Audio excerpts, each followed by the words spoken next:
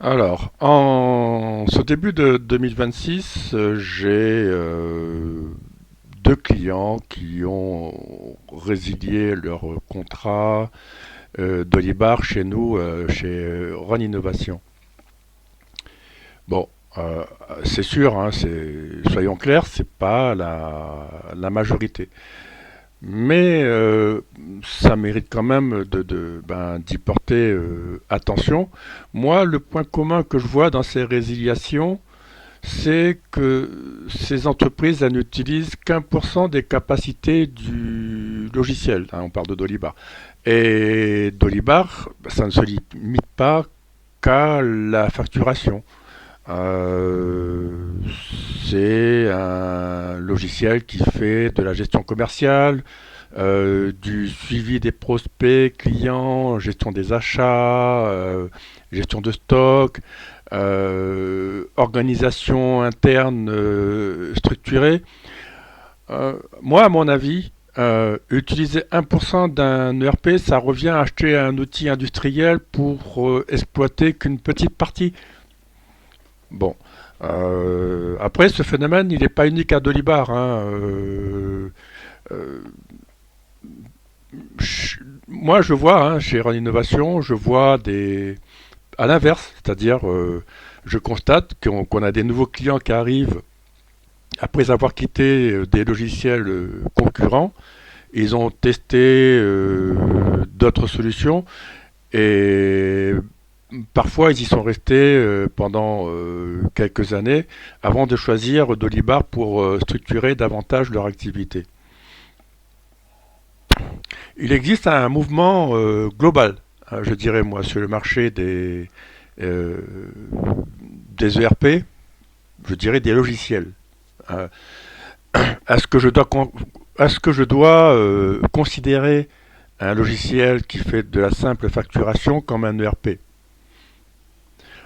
En tout cas, je pense que la conjoncture économique actuelle joue aussi un rôle. Hein, pression sur la trésorerie, recherche d'économie rapide, et puis il y a un climat d'incertitude aussi.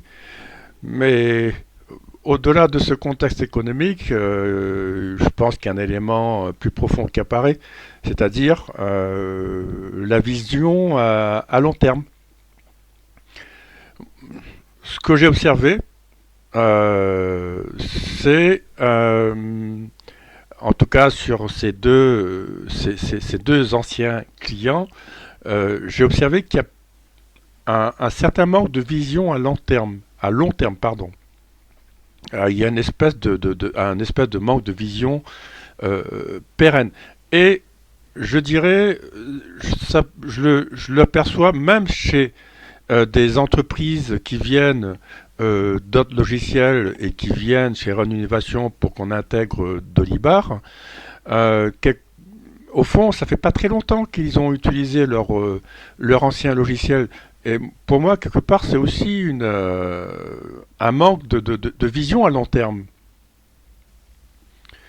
Je vois certains chefs d'entreprise qui testent plusieurs logiciels euh, successivement.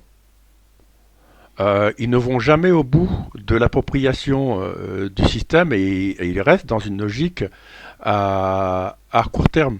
Alors, un ERP, ça te demande. Je pense que dans le cas d'un ERP, ça révèle l'ambition de l'entreprise. Un logiciel de gestion, ça ne produit pas de résultats magiques en quelques semaines. Sa puissance, ça se construit sur la durée. Il faut former les équipes, il faut structurer les processus internes, exploiter progressivement toutes les fonctionnalités pertinentes, piloter avec rigueur sur plusieurs années, c'est un engagement dans le temps qui transforme un ERP en un avantage concurrentiel. Et je pense que, en tout cas, quand j'intègre Dolibar, quand je le propose aux entreprises, euh, je, je fais savoir aux prospects que Dolibar, c'est pas un outil provisoire. On déploie Dolibar pour les entreprises ambitieuses, celles qui veulent piloter leur activité en temps réel, structurer leur organisation, gagner en efficacité, construire une entreprise solide sur plusieurs années. Et je pense que Dolibar n'est pas fait pour les structures qui cherchent une solution temporaire ou minimale. Il est fait pour des dirigeants qui pensent en années et pas en mois. Finalement, ce début d'année 2026 agit un peu comme un filtre naturel. C'est-à-dire les entreprises qui n'ont pas de vision à long terme, qui n'exploitent qu'une fraction de l'outil ou qui fonctionnent au minimum vital, peuvent décider de résilier. À l'inverse, celles qui comprennent la valeur stratégique d'un ERP CRM comme Dolibar s'engagent davantage, structurent leur organisation et progressent. Bon voilà. Euh, je dirais que c'était un peu là. Je vais mettre cette vidéo dans la liste pardon, coup de gueule. Eh bien, je vous dis à bientôt.